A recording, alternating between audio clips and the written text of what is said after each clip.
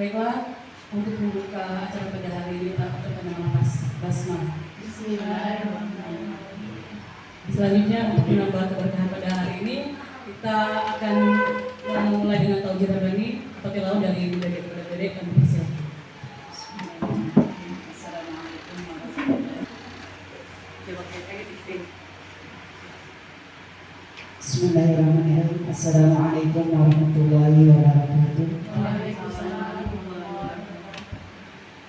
A'udzu billahi minasy syaithanir rajim. Bismillahirrahmanirrahim. Wal fajr wa layalin 'ashr والشفع والوتر والليل إذا يسر هل في ذلك قسم لذي حجر ألم تر كيف فعل ربك بعاد إرم ذات العماد التي لم يخلق مثلها في البلاد وثمود الذين جابوا الصخر بالواد وفرعون ذي الأوتاد الذين طغوا في البلاد فأكثروا فيها الفساد فصب عليهم ربك سوط عذاب إن ربك لبالمرصاد فأما الإنسان إذا ما ابتلاه ربه فأكرمه ونعمه فيقول ربي أكرمن وأما إذا ما ابتلاه فقدر عليه رزقه فيقول ربي أهانن كلا بل لا تكرمون اليتيم ولا. Baiklah, selanjutnya kita dengarkan kata sambutan dari Kepala Sekolah SDIP Sarabani kepada Bu Ipi Susanti, kami persilakan.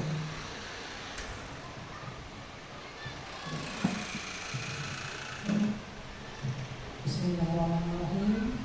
Assalamualaikum warahmatullahi wabarakatuh. Alhamdulillah, alhamdulillah alamin. Asyhadu an la ilaha illallah wa asyhadu anna Muhammadar Rasulullah. Allahumma shalli ala sayyidina Muhammad wa ala ali Muhammad. Puji syukur kepada Allah Subhanahu wa taala karena kita diberikan nikmat oleh Allah dalam keadaan sehat, dalam keadaan Islam dan dalam keadaan iman. Bapak Ibu, alhamdulillah hari ini kita dipertemukan di ruangan ini guna mengikuti paparan dari Bu Reni selaku CDP di SDIP Sarabani. Harapannya kepada Bapak Ibu agar bisa kita mengikuti dengan maksimal dan juga mengikuti sampai akhir, mendengarkan dengan seksama. Kalau nanti insya Allah kita bisa juga seperti Bu Reni menjadi CDP. Kita juga sangat mendukung kegiatan ini, insya Allah bisa bermanfaat bagi kita, bagi guru, bagi siswa dan sama bagi sekolah.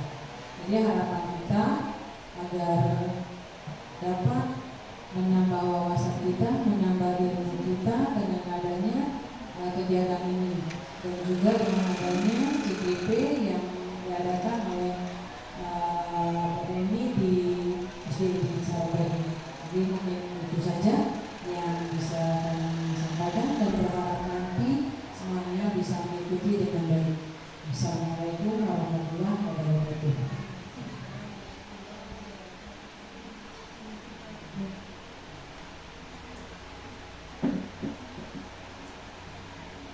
Baiklah, terima kasih kepada Bu Ipi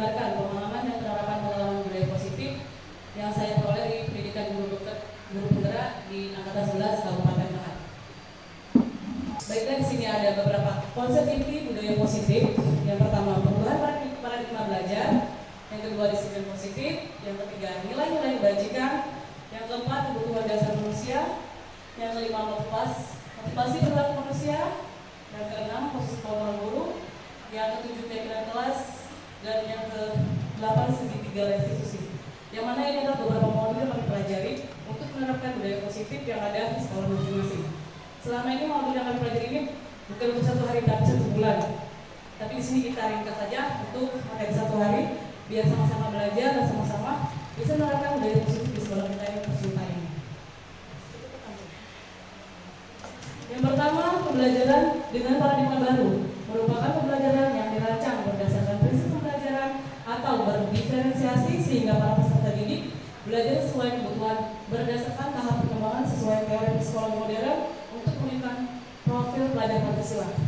Paradigma yang baru ini adalah merupakan pandangan baru bagaimana kita merancang pembelajaran yang berdiferensiasi yang berbeda untuk setiap kelompok anak. Alhamdulillah sebenarnya sudah kita terapkan di sekolah kita bagaimana kita menghadapi anak-anak yang kurang daya tangkapnya atau cepat daya tangkapnya ataupun belum berkembang daya tangkapnya. Itu sudah kita lakukan di sekolah. Ini lebih penjabarannya lebih kita pahami kembali. Di sini ada profil pelajar Pancasila. Profil pelajar Pancasila itu ada 6. Yang pertama, beriman dan bertakwa pada Tuhan Yang Maha Esa, di mana anak-anak memahami ajaran agama dan kepercayaannya serta menerapkan pemahaman tersebut dalam kehidupannya sehari-hari. Kita sebagai di SDIP ini, insya Allah sudah menerapkan ini bagaimana kita membimbing anak kita untuk melakukan ibadah baik sholat maupun doa-doa harian ataupun hafalan surat pendek, insya Allah sudah kita lakukan. Selanjutnya berkebinekaan global, mengenal, menghargai budaya, kemampuan komunikasi interkultural dalam berinteraksi dengan sesama, dan refleksi serta tanggung jawab terhadap pengalaman kebinekaan. Bagaimana sih kita menghargai keanekaragaman baik suku bangsa, baik dari ras maupun dari fisik. Jadi di sini kita mengajarkan kepada anak kita jangan saling mencela suku bangsa atau mencela warna kulit, mencela bentuk tubuh ataupun bentuk-bentuk rambut. Misalnya ada lurus, ada keriting, ada yang kulitnya hitam. Di sini itulah beberapa profil Pancasila. Selanjutnya profil Pancasila berikutnya bergotong royong. Kemampuan untuk melakukan kegiatan secara bersama-sama dengan sukarela agar kegiatan yang dikerjakan dapat berjalan lancar, mudah dan ringan. Di sini gotong royong artinya bekerja sama, bukan ada yang kerja sendiri sama temannya aja bekerja dia tidak bekerja. Gotong royong itu artinya bekerja sama-sama untuk menghasilkan kerjaan yang mudah dan ringan.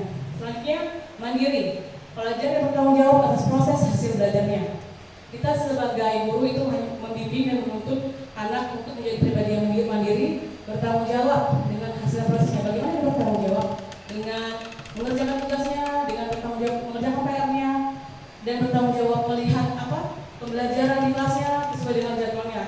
Jadi lama-lama siswa akan terbentuk kemandiriannya.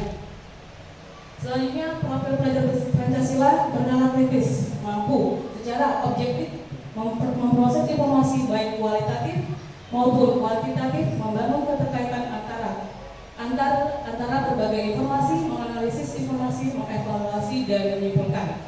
Seperti kita sering mengadakan P5 atau prakteknya bagaimana dia mengamati tumbuhan di luar, bagaimana dia mengamati lingkungan di luar, itu kita bisa menyimpulkan anak-anak kita bisa menjadi bernalar kritis. Dan terakhir kreatif, yaitu mampu memodifikasi dan menghasilkan sesuatu yang orisinal, bermakna, bermanfaat, dan berdampak untuk lingkungannya.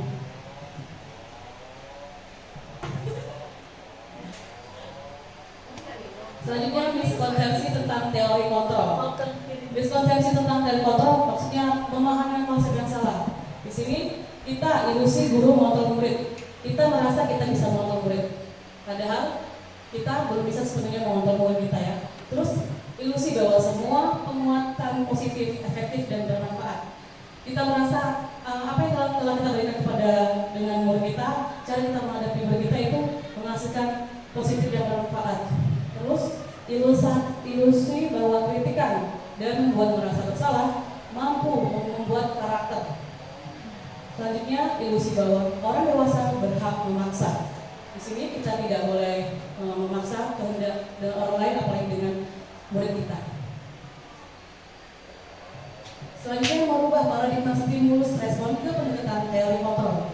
Stimulus respon ini yang selalu kita pahami selama ini.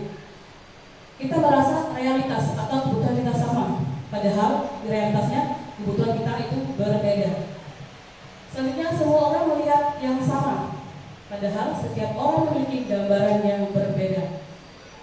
Selanjutnya ini ketiga, kita mencoba mengubah agar orang-orang berpandangan sama dengan kita. Berarti kita merasa bisa mengatur orang lain kan, bisa kita merasa orang itu sama pandangan dengan kita, padahal kita berusaha memahami pandangan orang lain tentang dunia.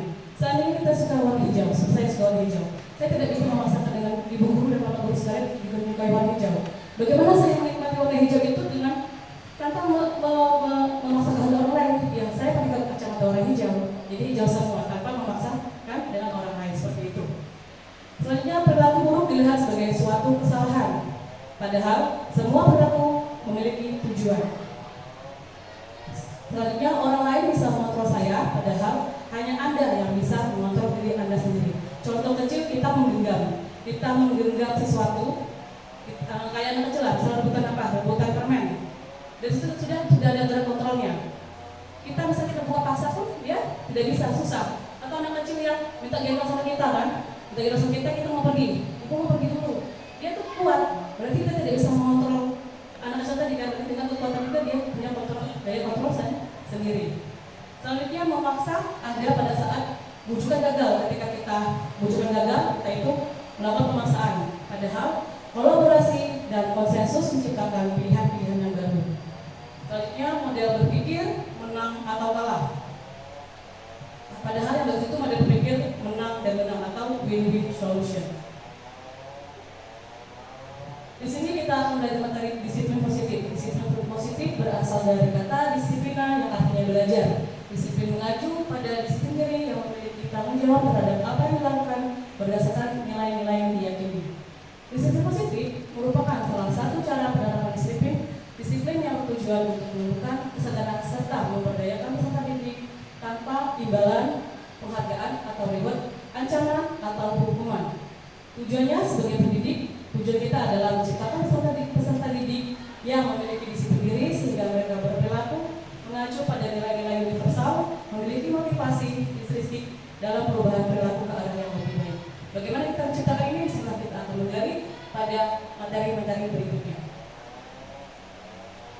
Di sini ada nilai-nilai kebajikan, nilai yang disepakati bersama, lepas dari suku bangsa, agama, bahasa maupun latar belakangnya. Contoh nilai kebajikan institusi atau organisasi yang tadi, profil pelajar Pancasila yang biasa. Nilai kebajikan, nilai yang disepakati bersama, lepas dari suku bangsa, agama, bahasa maupun latar belakangnya. Contoh nilai kebajikan di institusi ataupun organisasi. Yang pertama, profil pelajar Pancasila yang kita gunakan di sekolah. Beriman dan bertakwa pada Tuhan Yang Maha Esa dan berakhlak mulia, berkebinekaan global, gotong royong, mandiri, kreatif dan bernalar kritis. Selanjutnya ada di sini Ibu Primary Years, program atau PYP, toleransi, rasa hormat, integritas, mandiri, antusias, empati, keingin-tahuan, kreativitas, kerjasama, percaya diri dan komitmen. Selanjutnya keterampilan hidup atau life skill, dapat dipercaya, lurus hati, pendengaran aktif, tidak merendahkan orang lain dan memberikan yang terbaik dari dirinya.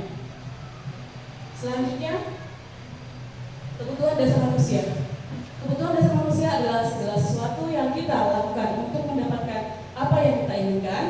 Seluruh tindakan yang kita lakukan memiliki tujuan tertentu dan semua usaha terbaik yang kita lakukan memiliki tujuan tertentu serta dalam rangka memenuhi kebutuhan dasar kita agar terpenuhi dengan baik. Jadi ada kebutuhan manusia, di sini akan saya jelaskan. Ada 5 kebutuhan dasar manusia. Yang pertama, bertahan hidup, itu bisa bagaimana mendapatkan makanan, pakaian, tempat tinggal, keamanan dan kesehatan. Rasa kasih sayang dan rasa diterima, diperdulikan. Berbagi, kerjasama, menjadi bagian dalam kelompok. Selanjutnya, penguasaan harga diri, keinginan untuk dianggap memimpin, berprestasi, diakui dan didengar. Selanjutnya, mandiri, memiliki pilihan, mencoba hal yang baru, mampu mengendalikan arah diri. Selanjutnya, bermain, humor, antusiasme dan tertawa. Jadi 5 kebutuhan dasar ini harus dipenuhi. Bagaimana ada yang perilakunya menyimpang, ada yang lari-lari kelas, tidak mau mendengarkan guru. Di situ ada beberapa kebutuhan dasarnya tidak terpenuhi. Jadi dia mencari kebutuhan dasar itu. Misalnya dia sering merebut teman-temannya, mungkin di rumahnya dia tidak terpenuhi, bukan tidak diberi makan, tidak terpenuhi makanan yang dia senangi. Jadi kasih sayang atau tidak dipedulikan. Jadi dia mencari perhatian dengan mengganggu teman, dengan mengejek teman, bisa jadi. Terus penguasaan. Ada yang sering berkelahi. Setiap hari berkelahi, mungkin penguasaan dirinya itu ada yang kekurangan. Mungkin dari rumahnya dia tidak bisa menguasai diri sendiri. Jadi dia ketika di sekolah dia merasa berkuasa dengan melakukan berkelahi, memaksakan kehendak. Terus kebebasan ini ada tipikal murid yang ketika baru masuk atau sudah belajar itu maunya keluar. Berarti ada kebutuhan dasar kebebasannya tidak terpenuhi di situ. Terus rasa senang, humor, antusiasme tertawa, dia sering jahil. Temannya nangis dia tertawa, temannya kesal dia tertawa. Berarti kebutuhan dasarnya di kesenangan itu kurang terpenuhi, jadi dia mencari dengan cara yang belum baik. Mereka adalah anak-anak kecil yang belum sempurna akhlaknya, istilah kita dituntut untuk menuntunnya menjadi akhlak yang baik. Di sini ada motivasi perilaku manusia. Pertama, untuk menghindari ketidaknyamanan atau hukuman. Kedua, untuk mendapatkan imbalan atau penghargaan dari diri orang lain. Yang ketiga, menjadi orang yang mereka inginkan dan menghargai diri sendiri dengan nilai-nilai yang mereka percaya. Maksud di sini motivasi ekstrinsik. Ekstrinsik itu dari luar. Misal seperti siswa yang datang terlambat, dia tidak mau terlambat, dia rajin datang sekolah. Kita motivasinya bisa jadi ada tiga ini. Yang pertama, dia tidak mau dihukum. Yang kedua, biar dia dipuji sama bu gurunya atau pak gurunya. Yang ketiga, memang ada motivasi dalam dirinya bahwa datang tepat waktu itu adalah sikap positif dan budaya yang baik. Di sini ada 5 positif kontrol. Di sini adalah 5 positif kontrol kita sebagai penghukum, pembuat rasa bersalah, sebagai teman, pemantau atau manajer. Di sini kita bisa lihat nanti. Kita seperti biasanya menghadapi murid itu posisi kontrolnya bagaimana.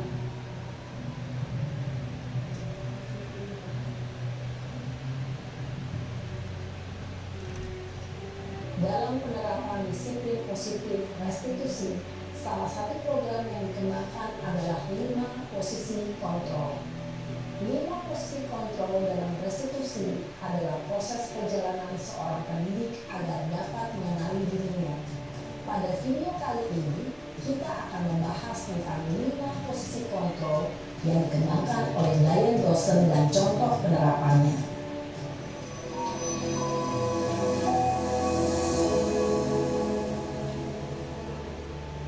5 posisi kontrol itu adalah 1. Posisi penghukum. 2. Posisi pembuat merasa bersalah. 3. Posisi teman. 4. Posisi pemantau atau monitor. Dan 5. Posisi manajer. Untuk lebih memahami kelima posisi tersebut, mari kita saksikan kasus Naren yang terlambat hadir 20 menit di sekolah dan melihat bagaimana kelima posisi kontrol dalam menghadapi masalah tersebut.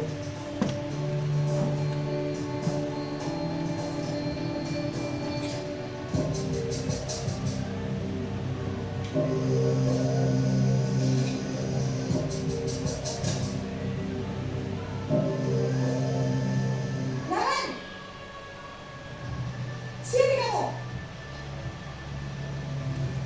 Selamat pagi, Bu. Selalu terlambat. Kamu deh, pasti terlambat. Maaf, Bu. Saya Apa? Apa coba? Alasan kamu apa lagi? Kapan sih kamu tidak terlambat? Malas sekali ya kamu jadi anak. saya Dasar pemalas. Gak kapok-kapok sih kamu. Sudah berapa kali terlambat? Sana, kamu keliling lapangan basket 2 kali. kenapa saya harus keliling lapangan basket, Bu? Kenapa? Kamu melawan ibu. Berani-beraninya jawab. Sudah terlambat, masih berani jawab pula. Sekarang, keliling lapangan basket 5 kali sekalian. Biar kapok.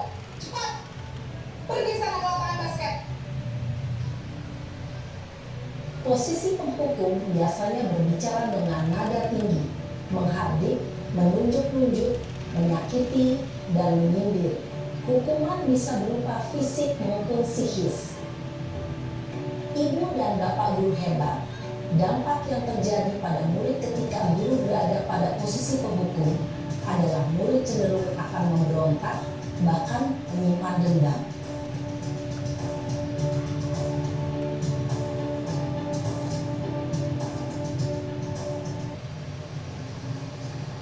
Selamat pagi, Bu. Naren, kamu kenapa terlambat lagi, nak? Ya Tuhan, Naren. Kamu senang ya bikin ibu susah ya?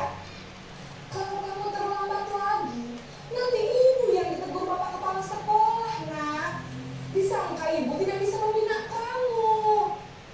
Duh, gimana ini? Maaf, Bu. Duh, Gusti Naren. Kamu suka ya kalau ibu tegur bapak kepala sekolah? Terus, sekarang ibu harus tulis apa ini di buku absen? Ini kamu sudah sering terlambat loh. Ibu harus apa coba? Maaf, Bu. Maaf sekali. Ya sudah, lain kali jangan bikin ibu susah lagi ya, nak ya. Ibu tidak akan kuat lagi kalau kamu begini terus. Bisa jantungan kalau ibu tegur bapak kepala sekolah. Sana cepat ke kelas. Maaf ya, Bu. Maaf sekali. Posisi pembuat rasa bersalah berbicara dengan nada tenang, cenderung lembut. Namun kata-kata yang diutarakan membuat murid merasa menjadi orang yang gagal, memandang buruk dirinya sendiri, merasa tidak berharga, dan tidak sanggup membahagiakan orang lain. Ketika guru mengambil posisi pembuat rasa bersalah, murid akan menganggap dirinya yang bersalah dan ia akan menyimpan emosi negatif tersebut di dalam dirinya.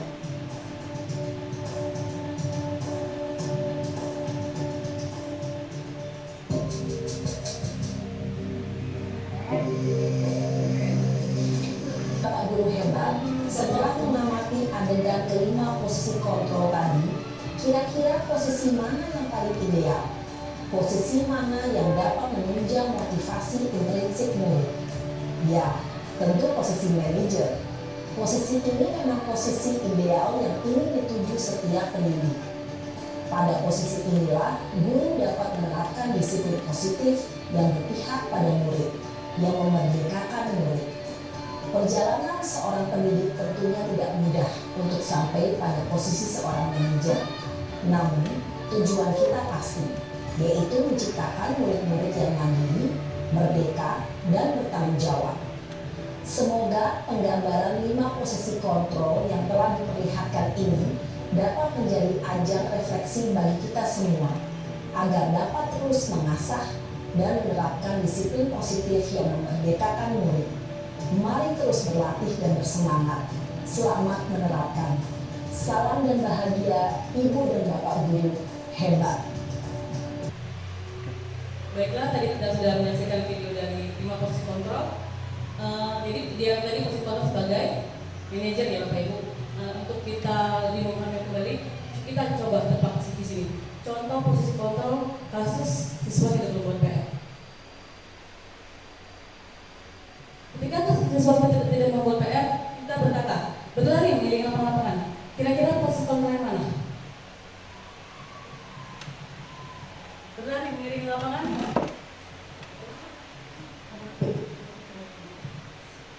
Silakan. Posisi kontrol tadi ada 5 ya. Nah, kita sama-sama kita jawab. Sebagai penghukum, ini posisi kontrol yang tidak boleh kita lakukan.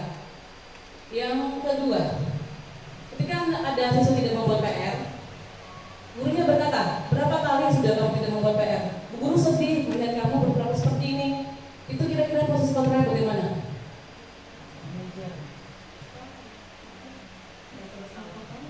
Menanamkan rasa bersalah.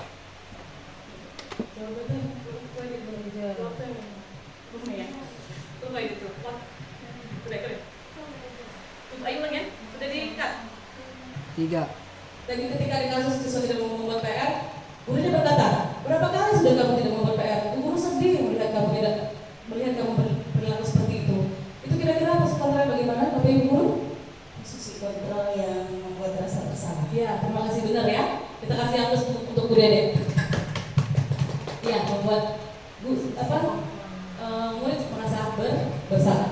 Selanjutnya, benar, merasa bersalah. Selanjutnya, gurunya berkata, ya sudah, tidak apa-apa. Lain kali kamu harus membuat PR ya.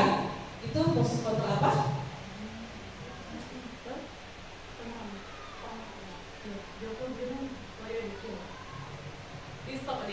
Sudah, tidak apa-apa. Lain kali kamu harus membuat PR ya. Itu posisi kontrolnya bagaimana, Bu Guru? Posisi kontrol sebagai teman. Iya, benar. Posisi kontrol sebagai teman. Tentunya kita jawab bersama saja ya. Kamu sering tidak mau membuat PR. Kamu tahu konsekuensinya. Saat jam istirahat nanti kamu kerjakan PR-mu ya. Sebagai pemantau. Sebagai pemantau. Yang terakhir, gurunya berkata, apakah kamu tahu kesalahanmu? Kira-kira bagaimana kamu memperbaiki kesalahanmu? Ini baru posisi kontrol sebagai manajer. Posisi kontrol manajer ini dia menanyakan kepada murid kesalahan apa yang dia lakukan, bagaimana cara dia memperbaiki kesalahan tersebut. Selanjutnya, tadi sudah ada di penjelasan di video, tapi tidak apa-apa saya ulangi kembali. Di posisi penghubung ini akan membuat dampak yang tidak baik bagi muridnya. Kemungkinan murid akan marah dan mendendam atau bersifat agresif. Bisa jadi sesudah dia kembali duduk, misalnya dia main di kelas, sesudah kita marahin, kita suruh duduk, murid tersebut coret-coret buku, coret-coret meja, itu karena dia meluapkan kemarahannya dan emosinya. Dan lebih buruk lagi apa Bapak Ibu Guru? Dia mendoakan keburukan untuk gurunya. Jangan sampai kita didoakan seperti itu ya. Gurunya, murid akan merasa menjadi orang yang gagal dan tidak sanggup membahagiakan orang lain. Kadang-kadang sikap seperti ini lebih berbahaya daripada sikap menghukum. Sikap menghukum kan dia meluapkan emosinya dengan coret-coret atau dia pukul meja. Kalau sini dia kan lebih diem, lebih merasakan emosinya terlalu rapat. Murid menahan perasaan tidak seperti dalam guru penghukum, di mana murid merupakan amarahnya walaupun secara negatif. Murid tertekan seperti inilah yang tiba-tiba bisa meletus amarahnya dan bisa menyakiti diri sendiri ataupun orang lain. Dan banyak terjadi kasus murid-murid yang pintar tidak selesai skripsi, tidak selesai tugas, banyak yang bunuh diri kayak gitu karena dia merasa bersalah. Dia tidak bisa meluapkan emosinya, dia merasa bersalah, dia merasa tidak berguna dan dia merasa menjadi manusia yang gagal. Selanjutnya, posisi sebagai teman. Murid akan merasa senang dan akrab dengan guru. Ini termasuk dampak yang positif.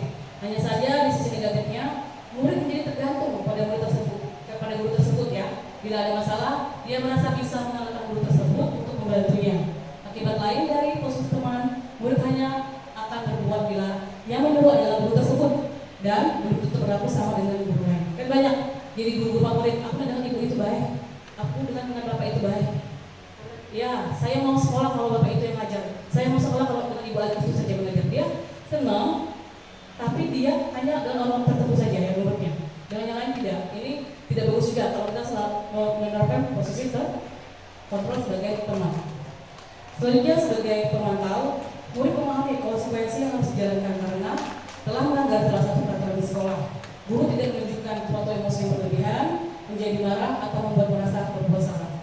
Murid tetap dibuat tidak nyaman, yaitu harus tinggal pada waktu, harus tinggal kelas pada waktu jam istirahat dan mengerjakan tugas. Guru tetap harus memantau murid pada saat mengerjakan tugas di jam istirahat dan karena murid tidak bisa ditinggal seorang diri. Di pemantau tadi, muridnya tidak membuat PR, kamu nanti kerjakan di kelas ya.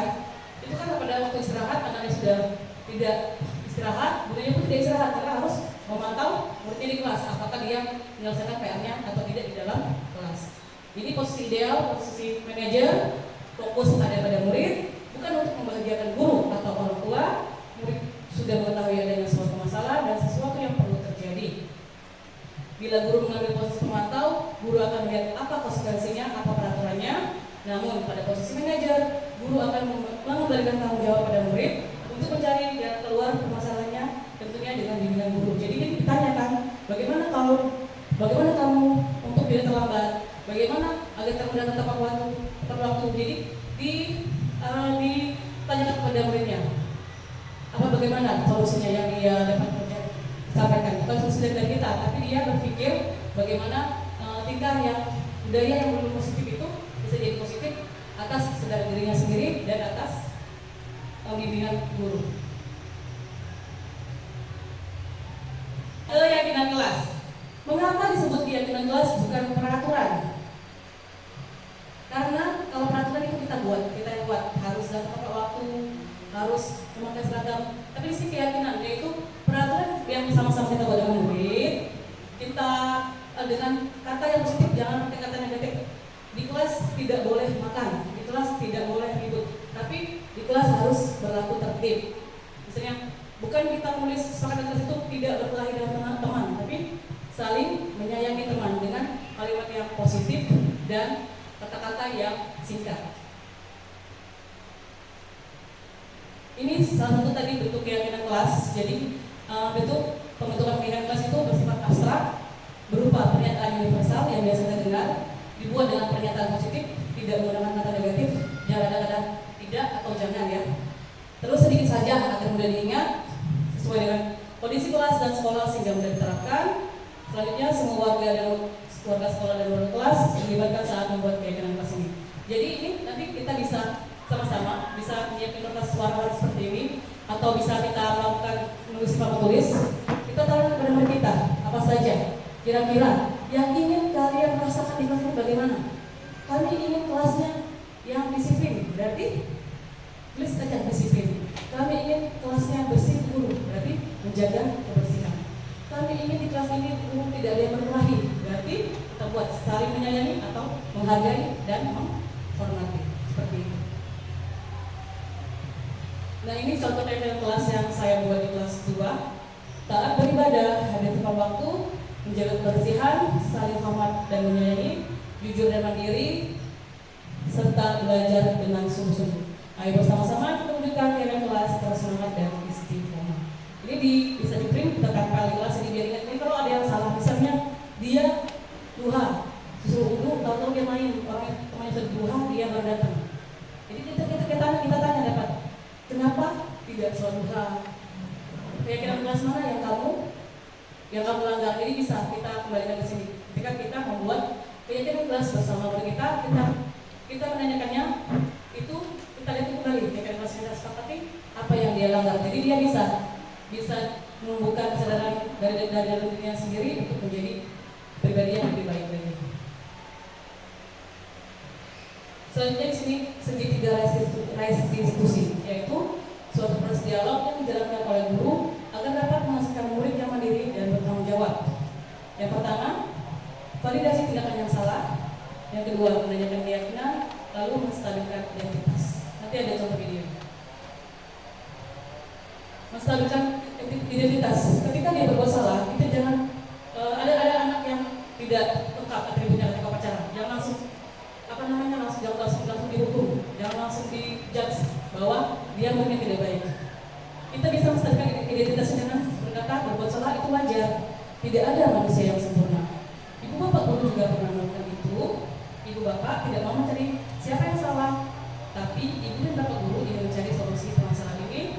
Terus kamu berhak merasa begitu. Itu pertama menstabilkan identitas. Selanjutnya, validasi tindakan yang salah. Berdasarkan prinsip perilaku berupaya memenuhi suatu kebutuhan tertentu. Kita validasi. Jadi dia tahu kesalahannya. Kita validasi dengan kata-kata, kamu pasti punya alasan mengapa kamu melakukan itu. Padahal kamu bisa melakukan yang lebih buruk dari ini ya. Kamu harus bangga karena telah melindungi sesuatu yang penting buatmu. Kamu melakukan karena mempertahankan sesuatu yang penting bagimu. Yang poin 3 tadi biasanya kalau yang berkelahi, yang misalnya dia rebutan, main direbut atau main direbut, ini dia main direbut atau main direbut, dia memukul temannya. Jadi kita bisa dari sini validasi yang salah. Dia tahu, dia benar, dia sudah mempertahankan miliknya, tapi kita validasi lagi bahwa tidak itu juga salah dengan memukul teman. Ini segitiga.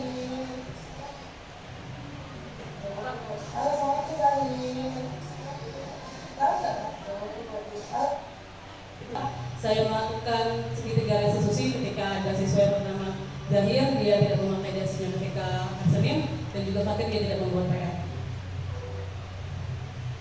Kalau saya dari tahu nggak kenapa saya bukan di sini? Karena kemarin saya lupa ya bawa dasinya. Tindakan lupa itu sih nggak apa-apa. Dulu juga saya lupa. Tapi lain kali ingetin lagi ya. Kalau cara makan dasi itu boleh atau enggak? Nggak boleh. Terus bagaimana kalau kita pacaran? Harus makan zakat masih enggak kayak kelas kita? Apa? Padahal kalau zakat nasi itu biasanya nyalakan yang mana? Bagiannya? Oke, kira-kira sikap yang bagaimana biar tidak ketinggalan nasinya?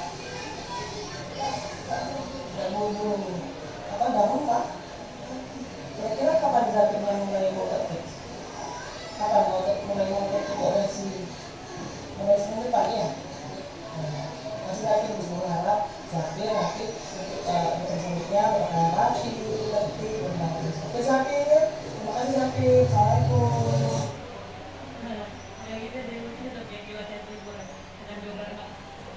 Assalamualaikum Fatir. Waalaikumsalam. Sudah tadi jalan di kantin? Tadi sudah di kantin? Ya. Tadi kemarin kita kan ada bahasa Inggris.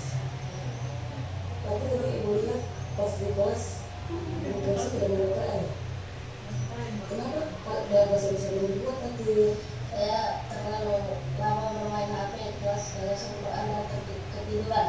Memang HP boleh, tapi jangan sampai kita lupa waktu. Ini juga suka ngomong HP, tapi jangan sampai lupa waktu dan lupa pulsa kita kalau kita ada kan? Menurut Fatir, tindakan kelembagaan itu baik atau tidak baik? Tidak baik. Tidak baik. Bagaimana kalau ada di mulut bagaimana tindakan yang Mengerjakannya. tidak mengerjakannya dan melakukannya? Fatir masih ingat tidak dokumen kita? Masih Apa aja? jujur, Di disiplin, mendengarkan dulu, Mendengarkan dulu. Kira-kira kalau tidak membuat PR, yang kemudian semangat atau langgar? tidak mendengarkan dulu. Tidak mendengarkan dulu. Jadi kalau ada guru yang menugaskan PR, dengarkan dan dikerjakan. Mulai kapan Pak tidak akan mengerjakan tugas kalau di Hari ini dan esok dan seterusnya. Ya, itu yakin Pak akan menjadi sekolah rajin, mendengarkan dulu dan mengerjakan tugas yang diberikan oleh guru-guru dan bapak. Oke Pak, terima kasih. Dan baik ya.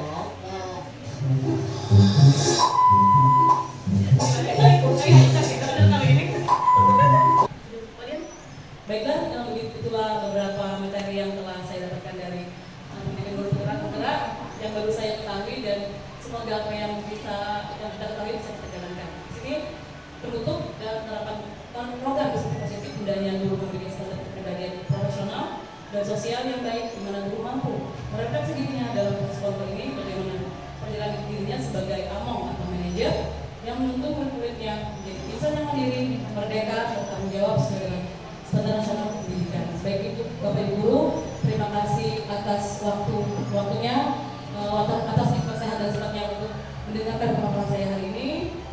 Jika ada salah saya mohon maaf, pada Allah saya mohon ampun. Wassalamualaikum warahmatullahi wabarakatuh. Waalaikumsalam warahmatullahi wabarakatuh.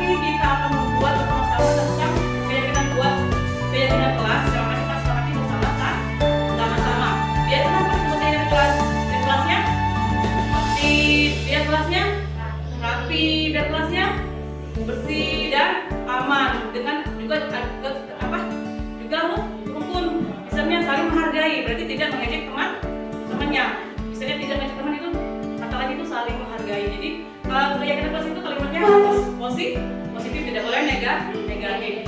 Jadi tujuannya untuk biar kelas kita tadi lebih disiplin lagi. Baiklah, nanti Ibu akan bagikan kertas sama spidol. Nanti Ibu bagikan kertas, bagi kertasnya satu orang satu nanti ditulis. Kira-kira kalian pengen kelasnya bagaimana? Kayak kelas yang rapi, yang kelas besi, atau kelas yang nanti kita tanya mana yang sama, nanti kita pilih lagi. Kalau yang sama kita ambil satu, jadi ada beberapa.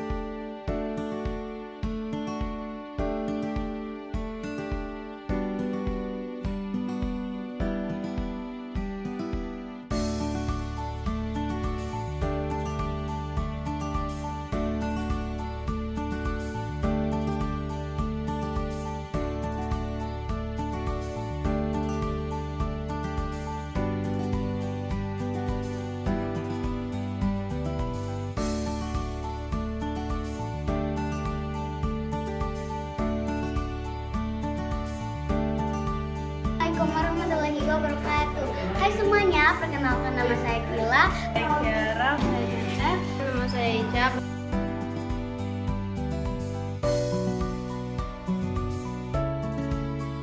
Perasaan saya membuat keyakinan kelas sangatlah senang. Membuat keyakinan kelas senang. Dan saya setelah membuat keyakinan kelas senang. Ya, perasaan saya membuat keyakinan kelas happy.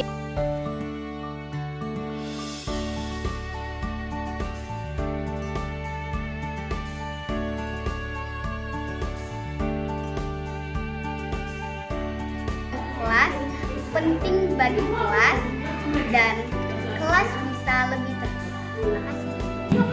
Keyakinan kelas penting karena kelas bisa disiplin.